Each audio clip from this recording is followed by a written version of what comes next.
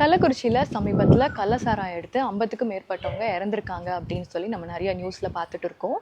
கள்ள சாராயம் குடிக்கிறனால எதனால உயிருக்கு ஆபத்து வருது அப்படின்னு பார்த்தோன்னா, பொதுவாக ஆல்கஹாலில், அதாவது ட்ரிங்க்ஸில் ஏத்தனால் அப்படிங்கிற ஒரு கெமிக்கல் இருக்கும். அது நம்ம குடிக்கும்போது அது நம்ம உடம்பு விட்டு ரொம்ப ஈஸியாகவே டைஜஸ்ட் ஆகி போயிடும். இதே கள்ள சாராயத்தில் பார்த்தோன்னா ஒரு சில டைம் இந்த எத்தனால் கூட மெத்தனால் அப்படிங்கிற ஒரு கெமிக்கலும் இருக்கும்.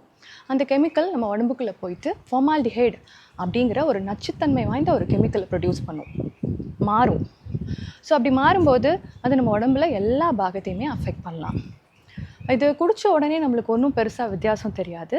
ஒரு 6 மணி நேரத்துக்கு அப்புறம் அது ஸ்லோவாக இட் கேன் பி லைக் நம்மளுக்கு ஒரு வயிறு வலி வரலாம், இல்லை வாந்தி, அதுலேருந்து நம்மளுக்கு பார்வை பறி போகலாம், இல்லை இது உயிருக்கே கூட ஆபத்தாக முடியலாம்.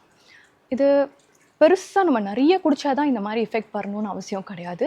நம்ம குடிக்கிற ட்ரிங்க்ஸில் 30 ml மெத்தனால் இருந்தாலே போதும், அது நம்ம உயிருக்கே ஆபத்தாக போய் முடியலாம்.